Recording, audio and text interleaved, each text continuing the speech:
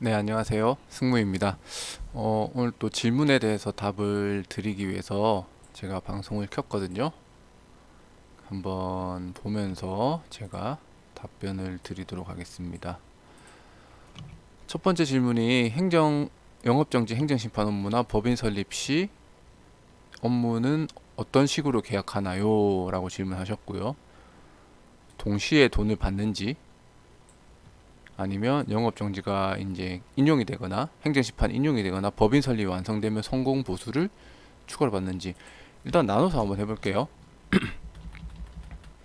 일단은 저는 무조건 받습니다. 네, 시작할 때부터 받습니다. 일단 가액이, 수임료가 200만 원 이하는 일시불로 받고 200만 원이 넘어가는 거는 이제 뭐 금액에 따라서 시작할 때 끝날 때 이래 받고, 뭐 의료기 같은 경우에는 2등급 같은 경우에는 좀 사이즈가 크잖아요, 수임료가. 그러면 시작할 때 중도금, 잔금 뭐 이런 식으로 받고 있습니다. 그래서 저는 여기서는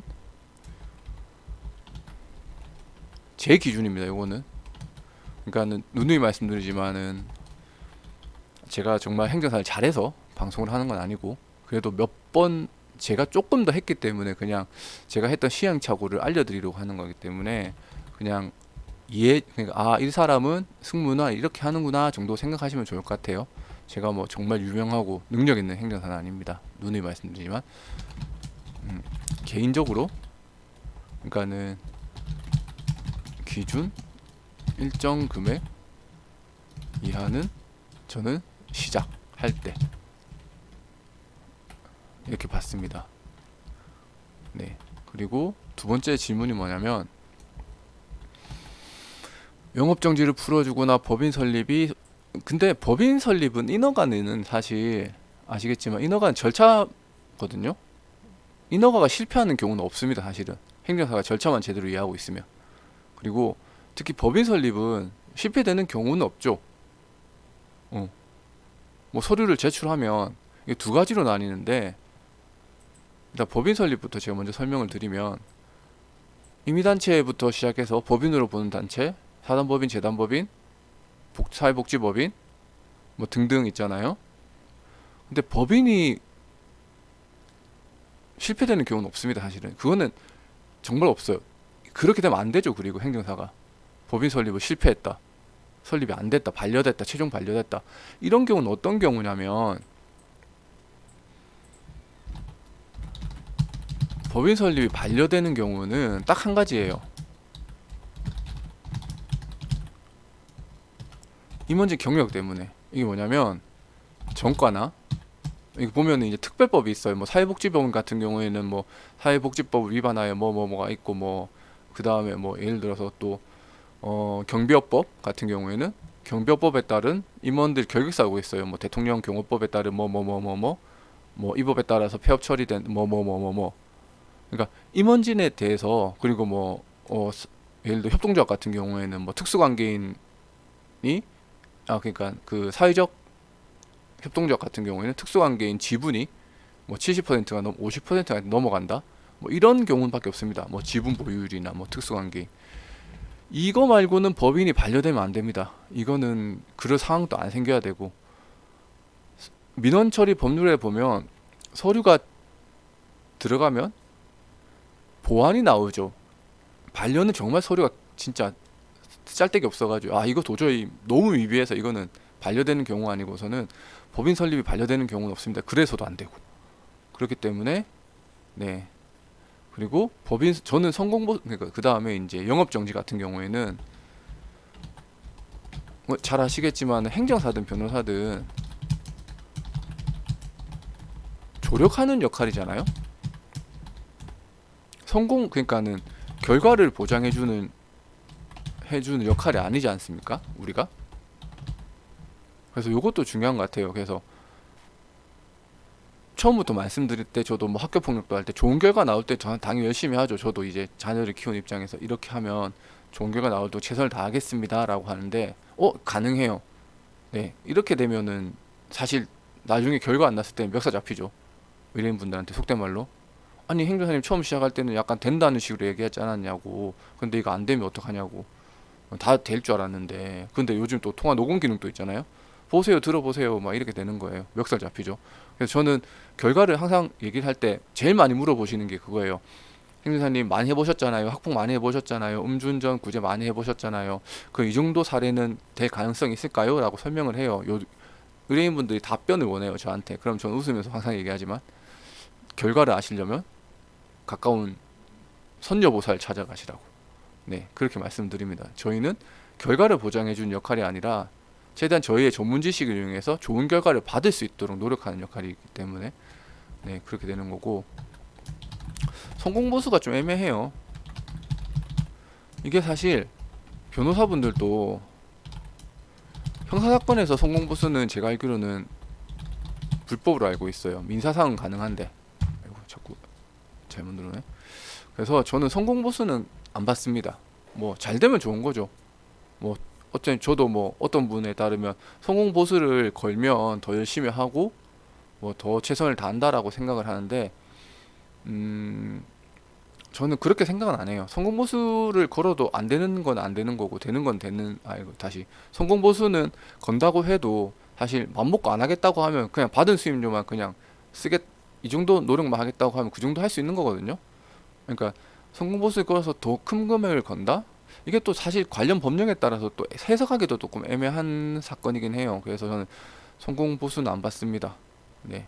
그래서 뭐든지 그러니까 1, 2번을 다 하면 일단은 저희는 무조건 시작할 때 받습니다. 그리고 끝날 때 또 이것도 애매하더라고요. 저는 뭐 끝날 때 또 다 끝났으니까 잔금 좀 주세요란 말하는 것도 사실 좀 부끄럽고, 또 그것 때문에 안 들어왔다고 막 속상하고 이런 것도 있잖아요. 싫어서 그냥 죄송한데 그냥 한번 처음부터 해달라고. 근데 어벽이 좀 쌓여야 되죠. 저는 블로그에 계속 이제 결과물이 올라오니까 괜찮은데, 처음 하시는 분들 같은 경우에는 좀 의아해 할 수도 있어요.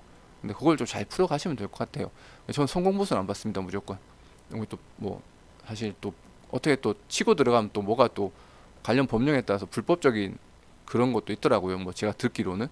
그래서 정확하게 찾아보진 않았는데, 음. 그래서 일단 행정심판도 마찬가지로 전 정액제, 그러니까 보통 행정심판은 난이도에 따라 다르기 때문에 뭐 어떤 음주운전은 솔직히 안 될 확률이 가능성이 높으니까 그냥 제 그냥 인시 계산해서 이 정도. 그리고 법인 설립은 사실 법인 설립도 절차법이기 때문에, 절차이기 때문에 실패할 수가 없어요. 그냥 그 법인 설립 가이드 보고 맞춰가지고 서류 제출하고 뭐 그 담당 공무원 주무관님이랑 커뮤니케이션만 잘하면 끝나는 거거든요, 사실. 그래서 실패할 수도 없고, 그리고 법인 설립에 성공 보수 건다고 들어본 적은 없어요, 저는 사실. 네, 그렇게 하시는 분인지 모르겠는데. 그리고 그래서 법인 설립도 저는 큰 금액을 안 받습니다. 네, 그러니까 다른 그냥 제 기준에서 제가 노력했을 때 법인 설립은 사실 절차고 서류만 제대로 완성이 되고 하면 금방 나오는 거고, 한두 번 해보면 사실 서류만 집어넣는 거고 받아서 하는 거라서, 뭐 재단법인이야 뭐 워낙 금액이 크지만 뭐 통상 이제 장학재단 이런 거야 뭐 큰 금액이 왔다가 하고 좀 신경 써야 될 게 많지만, 나머지 법인 설립 같은 경우에는 뭐 실질적으로는 뭐 절차기 때문에 그걸 성공보수 받기는 좀 부끄럽다고 생각해요. 근데 이제 법인 설립 전문으로 하시는 행정사님들은 좀 다르겠죠. 이거 하나하나 신경 쓰실 게 많고, 저는 사실 뭐 법인 쪽에서는 야매이긴 하지만, 그렇다고 저는 이제 사회복지, 사회적 기업, 사회적 협동조합 이런 거, 사회적 기업은 아니죠. 사회적 협동조합 법인 설립 이런 것들은 하는데, 뭐 어쨌든 큰 금액은 안 받습니다. 네, 저도 이제 사회적 기업 전문 멘토를 하기 때문에 또 다른 데보다 또 비싸게 받을 수도 없고. 두 번째는 법인 설립 업무의 경우 등기가 필요한데, 이거는 일단 법인 설립 같은 경우에 등기가 필수적이잖아요. 그래서 저는 개인적으로는 그래요. 행정사님들도 법인 등기 하실 수 있으셔야 된다고 생각을 해요. 저도 지금 그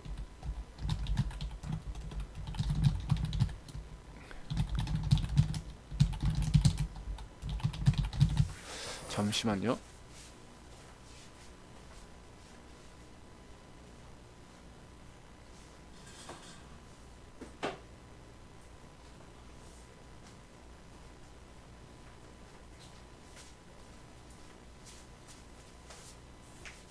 그러니까 여기 책이 보이시는지 모르겠는데 상업 등기 실무 책이라는 게 있거든요.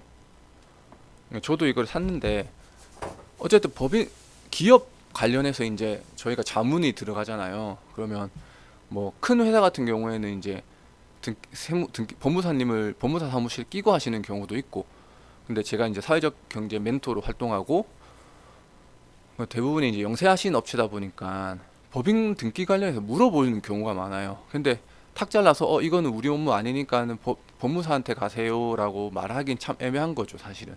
그렇다고 제가 막 나서 가지고 저희 법은 그러니까 원래는 불법인데 이건 우리가 해드릴게요라는 건 아니에요. 근데 이 자료가 어디에 있고 이거를 이렇게 해서 조금만 수정하시면 될 것 같아요라는 그 정도의 자문은 저는 해줄 수 있어야 된다고 생각을 합니다.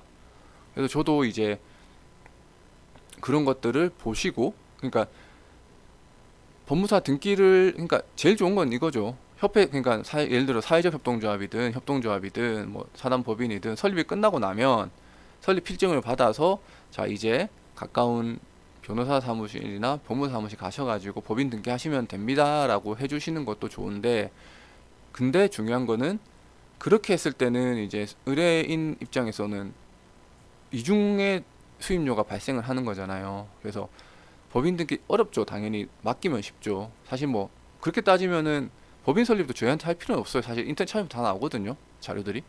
그래서 평소에 이런 걸 알고 계시고, 그리고 그런 뭐 네이버 블로그 특히 이런 데 보면 혼자 사시는 분들 되게 많으세요. 그런 거 좀 보시고 요거 한번 참고해서 한번 해보세요. 그리고 등기소에 가시면 그 등기관님이 앉아 계세요. 또 셀프 등기 네. 그래서 그 자료 같은 거 그러니까 직접 건네주거나 하면 좀 이제 변호사법 위반이 위법의 소지가 있으니까 링크 괜찮은 거 몇 개를 보시고 요거 하시고 요거 한번 같이 해보세요 라고 해주시고, 그 정도는 하실 수 있어야 된다고 생각을 해요. 그렇다고 우리가 법무사법 위반하거나 변호사법 위반해라는 의미는 아니고, 당연히 이제 제일 좋은 건 그거죠. 저희도 이제 법조타운이기 때문에 법무사님들 계시니까 연계해서 조금만 싸게 주세요.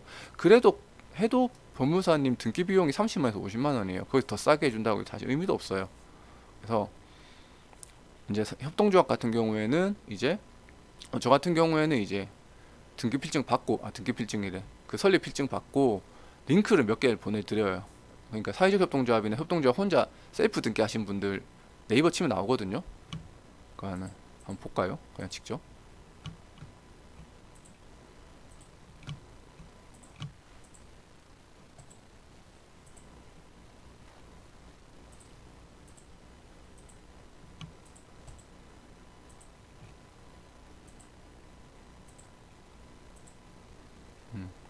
여기서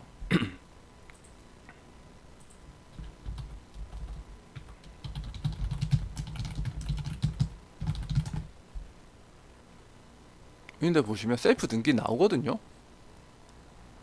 그러니까 이렇게 나와요. 네. 그래서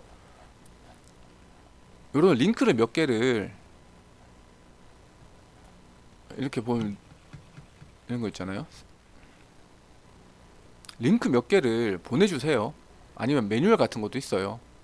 구글 같은 경우에